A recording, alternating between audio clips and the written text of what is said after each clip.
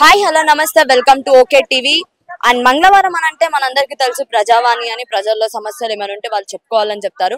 మరి అలాంటి ప్రజావాణిని అయితే ఈ రోజు ఏం చేశారు అని అంటే మాత్రం ఈ సెంట్రల్ ఫైనాన్షియల్ టీమ్ అనేది ఈ రోజు అయితే అక్కడ మొత్తం ఏంటిదంటే ఒక సమీక్ష జరపబోతున్నారు.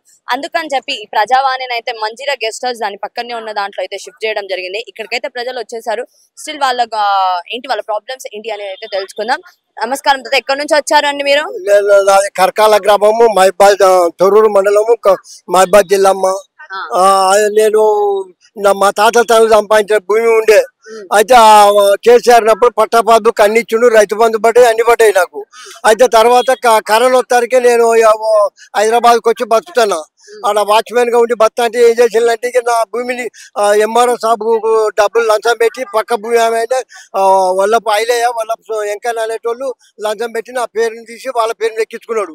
ఎక్కించుకొని నన్ను అవస్థ పెట్టుకుంటే నన్ను కొడతాం, చంపుతాం, నేను ఈ కొత్త బొంద పెడతాం, నీకు ఎక్కడికి రా ముసలోడా అని నన్ను చాలా ఇబ్బంది పెట్టి నన్ను కొడతాను. నాన్న నా భూమి కాడ ఇబ్బంది ఎంఆర్ఓకి అప్లికేషన్ పెడితే ఎంఆర్ఓ సాబ్ ఏమంటాడు, మా 4 రోజుల తర్వాత రాపో అంటాడు. ఇట్లా తిరగైతే కలెక్టర్ దగ్గర పోయినా, కలెక్టర్ దగ్గర పోతే కలెక్టర్ కూడా ఏమంటాడు, అది చేద్దామయ్యా అంటాడు. ఆ ఎంఆర్ఓ సాబులు ఇట్లా డబ్బులు తీసుకొని నా మోసం చేసి నన్ను ఇట్లా చాలా ఇబ్బంది పెడతాను. నన్ను ఇబ్బంది పెడతా అంటే నేను ఇక మళ్ళీ ప్రజావానికి వచ్చి 25/6 ఇక్కడ ఈ అప్లికేషన్ పెట్టిన. అప్లికేషన్ పెడితే వాళ్ళకి పంపుతాను. నన్ను వాళ్ళకు ఎఫ్ఐఆర్లు కూడా అయినాయి.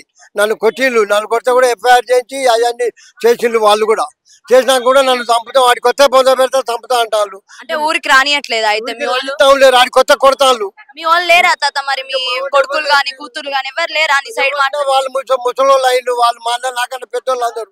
ఇక నేను 70 ఏళ్ళకున్నా. ఇక అంతకంటే ఎక్కువ నాకేమున్నది నాన్న. ఇక నన్ను చంపుతానంటాను. మరి నాకేమైనా పరిష్కారం దొరుకుతుందా, లేకపోతే ఇక్కడనే చచ్చిపోవాలని చెప్పు.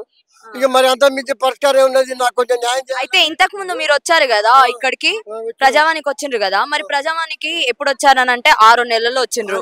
ఇప్పుడేమో సెప్టెంబర్ వచ్చింది, అంటే 9వ నెల. అంటే ఇప్పటిదాకా కూడా నీ సమస్య అనేది ఇది కాగితాల మీదనే ఉండే కానీ ఇంతవరకు చాలా కాలేదు. నన్ను వాళ్ళు చంపినంటాను. ఎఫ్ఐఆర్ అయినా ఎస్పీ దగ్గర కూడా పంపిస్తా అన్నారు. పోలీస్ కేసు నువ్వు పెట్టినా వాళ్ళు పెట్టినరా నీ మీద? పోలీస్ పెట్టినా వాళ్ళ మీద. నువ్వు పెడితే నిన్నే మళ్ళీ చంపుతానంటారు. ఇప్పుడు పోలీస్ కేసు పెట్టాక కూడా నన్నే చంపుతానంటారు. మళ్ళీ మరి పోలీసులకు చెప్పలే వాళ్ళు నన్ను చంపుతా అంటున్నారు? వాళ్ళు చూద్దాం అంటారు. ఇంతవరకు ఏం చేస్తాం లేదు, న్యాయం చేస్తాం లేదు. పోలీసులు కూడా పట్టించుకోవట్లేదు లేరు, పోలీసు వాళ్ళు కూడా పట్టించుకుంటాం లేదు నన్ను. ఇంతకు ముందేమో మంచిగా రైతు రుణమాఫీ అవన్నీ వచ్చినాయా మరి కేసీఆర్ ఉన్నప్పుడు? కేసీఆర్ ఉన్నప్పుడు వచ్చినాయి. మరి ఈయన వచ్చినప్పటి నుంచి నీకేం లేవు. ఇక కరోనా దాని తర్వాత ఇప్పుడు సంవత్సరం దాటిపోయింది, నాకేం వస్తాం లేదు. నన్ను ఇబ్బంది పెడతాను, నన్ను చంపుతారట. మరి నేనేం చేయాలి? ఇక్కడే చచ్చిపోవాలని చెప్పు. మరి ఇక నాకేమైనా న్యాయం చేస్తానని ఈ రేవంత్ రెడ్డి అన్న మరి న్యాయం చేసి నా తప్పకుండా వాళ్ళు పిలిపించి నా భూమి నాకు ఇప్పింది. లేకపోతే నన్ను చంపాలి. అయితే 2 విషయాలు ఇంకేం చేస్తానన్నా. ఇక్కడ కలెక్టర్ అమ్మ నువ్వు కలిసినావు కదా, గీడ ఏమన్నదా మరి? నీకు అయితే అని అంటుంది కానీ ఇంకెప్పుడు చేస్తారు ఏం కదా నాకు తెలియదు. మరి మళ్ళీ ఎందుకు వచ్చినావు మరి? అవ్వట్లేదు. మళ్ళీ ఏం సమాధానం చెప్తాడు? ఎంఆర్ఓ దగ్గర పోతే ఎంఆర్ఓ సాబ్ కూడా వేరే కాగితం ఇచ్చిండు. వాని పేరు మీద ఏం లేదు, నీ పేరు మీద అంత బలం ఉన్నది, నువ్వు మళ్ళీ అడిగిపో. వానికి ఏం లేకుండా ఎంఆర్ఓ సాబు డబ్బులు తీసుకొని వాని పేరు రాసిండు అని చెప్పిండు. చెప్పి కూడా కాగితం ఇచ్చిండు. ఇస్తే ఆ కాగితం తీసుకుపోయి వీళ్ళకి ఇచ్చిన. ఏమన్నారు మరి? లోపల ఇప్పుడు ఇచ్చినావా మరి తాత? లోపల ఇస్తే వాళ్ళు ఏమంటారు, నేను చేస్తా పోవాలని అంటాను. చేస్తాం పోంటాను, అంతే తప్ప ఏం లేదు నాన్న. మరి నీకు పింఛన్ వస్తున్నాయా? నీకు 70 ఏళ్ళు ఉన్నాయి కదా, మరి పింఛన్ వస్తున్నాయా? 2000 పింఛన్ వస్తుంది. ఇస్తున్నారా? ఇస్తుంది. మరి అయితే ఇక్కడ మరి సమస్య తీరుతుంది అనుకుంటున్నావు లేదా? ఎప్పటి నుంచి అసలు ఈ 2 ఎకరాలు 10 గుంటలు కదా నీవి, మరి ఎప్పటి నుంచి నువ్వు అసలు ఈ సమస్యలో ఉన్నావు? నేను ఇప్పుడు 3 సంవత్సరాల నుంచి ఇదే సమస్య తిరుగుతూనే ఉన్నాను. నేను ఇక తిరుగుతూనే ఉన్నా. ఇక నాకు మరి ఎప్పుడు పరిచయం చేస్తారో ఎంతో నాకు తెలియదు నాయన. మీరు దయచేసి మీరైనా కొంచెం వాళ్ళకి చెక్కొచ్చేటట్టు మాట్లాడి యూట్యూబ్లో అన్న పెట్టి ఏదైనా చేయండి. మరి మీరైనా కొంచెం సాయం చేస్తారని నేను కోరుకుంటాను నాన్న. మమ్మల్ని ఏమో యూట్యూబ్ లో పెట్టావు అంటున్నావు, మేము పెడితేనేమో మీ యూట్యూబ్ వాళ్ళు అంతా దగ చేస్తున్నారు అని ఎవరంతా రేవంత్ రెడ్డి అంటున్నాడు. మరి పెట్టండి, మాకు అన్యాయం కాదు కదా. నా కాగితాలు అన్ని బాజాప్తా ఉన్నాయి. అందుకోటానికే దాన్ని ఏదైనా నాకు పరిష్కారం కావాలి కదా. పరిష్కారం గురించే కదా నేను చేసేది. అట్లా నుంచి నాకు న్యాయం చేస్తానని కోరుకుంటాను, ప్రభుత్వాన్ని కోరుకుంటాను నాన్న. ఎక్కడి నుంచి వచ్చిన తాత నువ్వు? నేను కరకాలమ్మ గ్రామము తొర్రూరు మండలము మహిబాద్ జిల్లా. అక్కడి నుంచి మహబూబాబాద్ నుంచి వచ్చిన నేను.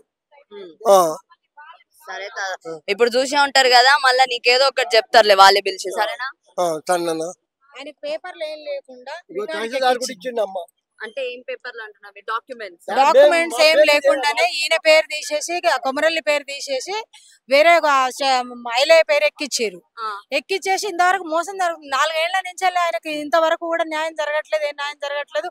ఏ పేపర్ లేకుండా ఎట్లా రికార్డుకి ఎక్కిస్తారు రెవెన్యూ వాళ్ళు? వాళ్ళు ఎంఆర్ఓ గానీ, కలెక్టర్ గానీ, ఆర్డీఓ గానీ వేరే వాళ్ళ పేరు ఎవరు డబ్బులు ఇస్తే వాళ్ళకి ఎక్కిచ్చేస్తారా? తనకి ఎవరు లేరు. ఇగో ఏ పేపర్ లేదు, ఆయన పేపర్ లేకుండా మొటిషన్ అయిందని చెప్పేసి ఎంఆర్ఓ నుంచి మొన్న గట్టిగా కూర్చుంటే మీకు ఈ పేపర్ ఇచ్చారు మాకు. ఎట్లా మొటిషన్ చేస్తారు? ఏ పేపర్ లేకుండా రికార్డుకి ఎట్లా ఎక్కిస్తారు? ఒకరి నుంచి వాళ్ళు ఇంకొకరికి ఎట్లా ఎక్కిస్తారు? ఇది అన్యాయం జరుగుతున్నది. ప్రభుత్వం కూడా తొందరగా చర్య తీసుకోవాలని చెప్పేసి కోరుతున్నాము. తనకు ఎవరు లేరు కొమరెల్లికి. ఆ కరకాల గ్రామం, అది తొర్రూరు మండలము. మీరేమైతారమ్మా? నేనేం కాను, నేను ఒక లీడర్ను.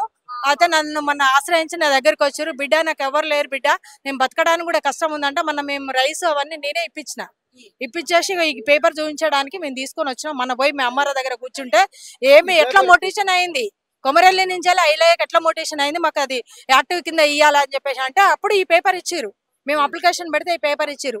ఒక్క పేపర్ లేకుండా, ఏ ఆధారాలు లేకుండా మొటేషన్ చేసి ఈ రోజు కొమరెల్లి పేరు ఎక్కియకుండా ప్రభుత్వం కూడా ఏ చర్యలు తీసుకోవాలి? ప్రజాపాలన పెడుతున్నారు కానీ ఇంతవరకు చర్యలు తీసుకోవాలి. ఈయన కనీసం 3 నెలల నుంచి వెళ్ళి తిరుగుతున్నారు. మేము కలెక్టర్ పెట్టిన పేపర్లు ఉన్నాయి, ఆర్డీఓకి పెట్టిన పేపర్లు ఉన్నాయి, ఎస్పీకి పెట్టిన పేపర్లు ఉన్నాయి. ఇన్ని పేపర్లు ఉన్నా కానీ ఇంతవరకు ఎవరు న్యాయం చేయట్లేదు. ఎవరు ఇలాంటి వాళ్ళకి ఎవరు న్యాయం చేయాలి? ప్రభుత్వం న్యాయం చేయాలి. ప్రభుత్వం ఇంతవరకు న్యాయం చేయట్లేదు. ప్రజాపాలనని పెట్టడం ఎందుకు?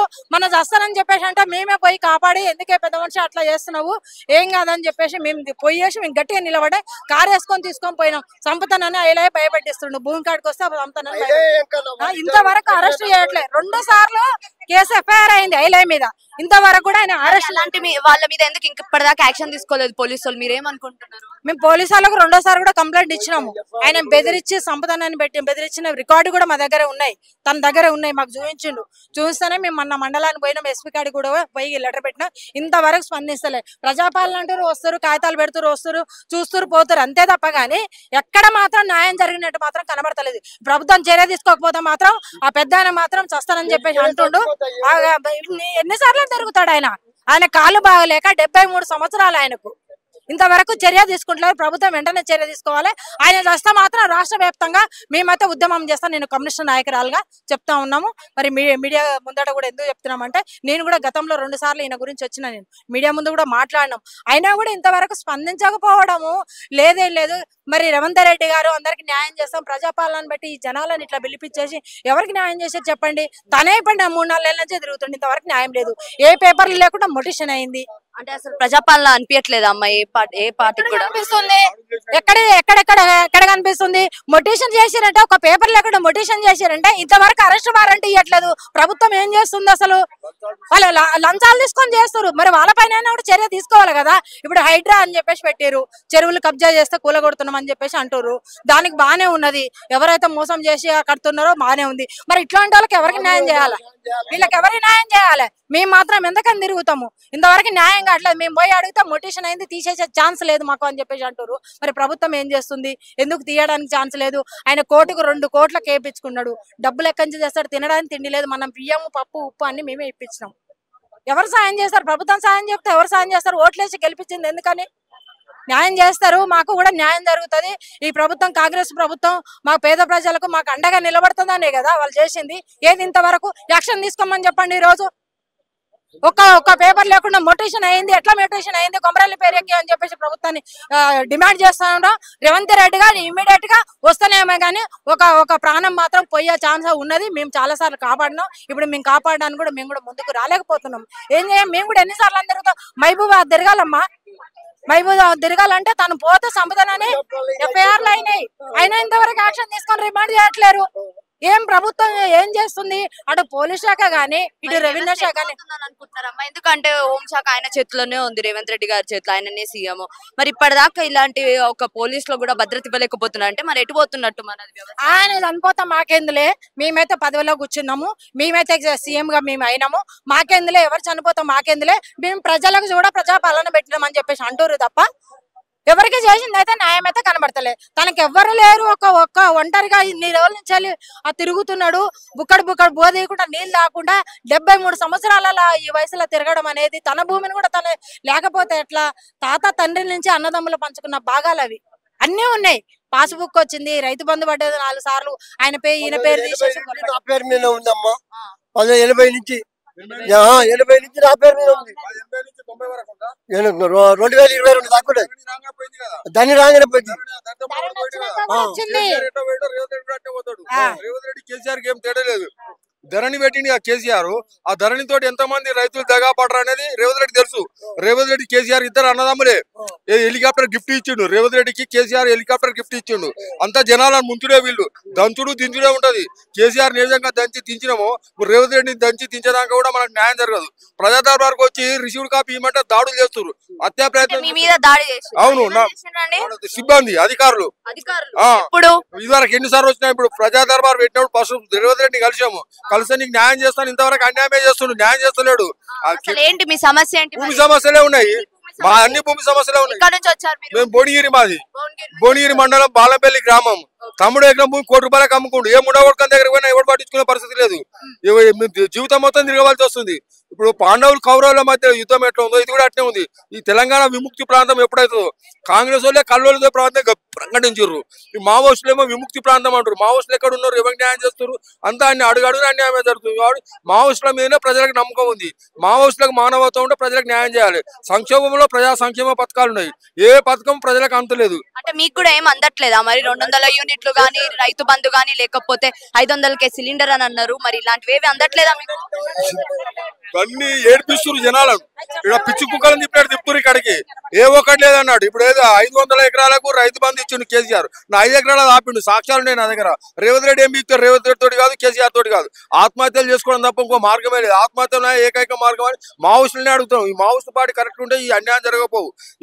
ఒకప్పుడు ఇక్కడ చర్చలకు పిలిచిండ్రు మావోయిస్టులు, ఈ మంజిరా గెస్ట్ హౌస్కి వచ్చిర్రు. అయినా న్యాయం జరిగిందా? అన్యాయమే జరుగుతుంది, అడుగడుగున అన్యాయమే జరుగుతుంది. మావోయిస్టుల సిద్ధాంతం అమలు పరిచేంత వారిదాకా దున్నేవాడికి భూమి ఎట్లయితుంది? ఎర్రిలేషనుడు ఎర్ర జెండా పట్టుకున్నట్టుంది పరిస్థితి. కాబట్టి ఇప్పుడు ఎర్రిలేషనుడు ఎర్ర జెండా పట్టుకోవాలా? న్యాయం ఎప్పుడు జరుగుతుంది అనేది మావోయిస్టుని అడగవలసిన పరిస్థితి వచ్చింది. కాబట్టి మావోయిస్టులు హత్య చేస్తారా? నక్సలైట్లు ఎవరు? మా పీపుల్స్ వారు ఎక్కడికి వెళ్ళి వచ్చింది? ఎవరి వలన న్యాయం? అడుగడుగున అన్యాయం జరుగుతుంది. న్యాయం కావాలని మీడియా ద్వారా అడుగుతున్నాం. కానీ రిసీవ్డ్ కాపీ ఇస్తలేరు ప్రజా దర్బార్కి పోతే. రిసీవ్డ్ కాపీ ఇవ్వలేదు కానీ మెసేజ్ వస్తుందని చెప్తారు కదా. ఆ మెసేజ్ అన్ని మాయ మాటలు, బుక్క బక్కిరి మాటలు, మాయ బక్కిరి వేసాలి రేవంత్ రెడ్డి. కానీ ఏది జరగదు. తుండెత్తే తెచ్చుకున్నట్టే ఉంది రేవంత్ రెడ్డి గణేశం. పాలించే పరిణామం దునపోతున్నట్టుకున్నట్టే ఉంది రేవంత్ రెడ్డి గణేశం. ఆ కేసీఆర్ కూడా తోటే రైతు బంధు వచ్చింది, కేసీఆర్ తోటే పోయింది. మళ్ళీ కేసీఆర్ సీఎం అయితే రైతు బంధు వస్తే రైతుల మధ్య చర్చ జరుగుతుంది. మేము డైరెక్ట్ గా రేవంత్ రెడ్డి దగ్గరికి వెళ్ళాలా, కేసీఆర్ దగ్గరికి వెళ్ళాలా, వాళ్ళు నిర్ణయించుకోవాలి. మాకు అన్యాయం జరిగితే మేము ఊరుకునే సమస్య లేదు. న్యాయం జరిగేంత వరకు పోరాటం చేస్తాం. అవసరం అని కూడా ఆత్మహత్యలు చేసుకున్నాం. ఈ ఆత్మహత్యలు అయితే ఒకటి సొల్యూషన్ కాదు కదండి ఎప్పుడైనా. ఇప్పుడు అది ఆత్మహత్యలే ఏకైక మార్గం అనేది మావోయిస్టులు అదే రకంగా మాట్లాడుతున్నారు. రేవంత్ రెడ్డి అదే విధంగా మాట్లాడుతున్నారు, కేసీఆర్ ఆ విధంగానే మాట్లాడుతున్నారు. ఇప్పుడు ఈ రోజు ఆత్మహత్యలు చేసుకోవాలన్నా మావోయిస్టులే సమాధానం చెప్పాలి. ఈ సంక్షేమ పథకాలను పెట్టారు కదా, ఈ ఉచితాలని ఉరితాలే అన్నాడు. ఉల్లిగడ్డ మీద పొట్టు కాదు వీళ్ళు పెట్టేది, గడ్డ వాళ్ళు తింటారు, పొట్టు మాకు పెడుతున్నారు. అన్ని జుట్టు పట్టుకొని కొట్టుకున్నారు. ఆడోళ్ళకి బస్ పాస్ ఎందుకు ఇచ్చిండు? ఆడోళ్ళు బస్సులలో ఎందుకు తిప్పుతున్నారు? బస్సులలో ఎవరికి ఉపయోగం ఉన్నది? ఎంత లాస్ వస్తుంది? ఎవరి జేబులకి ₹1 పెట్టరు.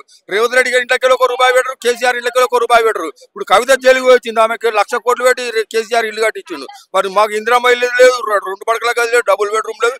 ఏ ఇల్లు అన్నా ఇస్తారా శాస్త్రం అడుగుదామని వచ్చినాం. 20 ఏళ్ళ నుంచి తిరుగుతాం. కట్టే డబ్బులు అని ఇలాగా ఇల్లుకు 20,000 30,000 కట్టినాం ఇల్లుకు. ఆ డబ్బులు ఇచ్చేస్తే మా జాలు మేము ఉంటాం. రేవంత్ రెడ్డి ఇస్తారా శాస్త్రం రేవంత్ రెడ్డిని అడుగుతున్నాం.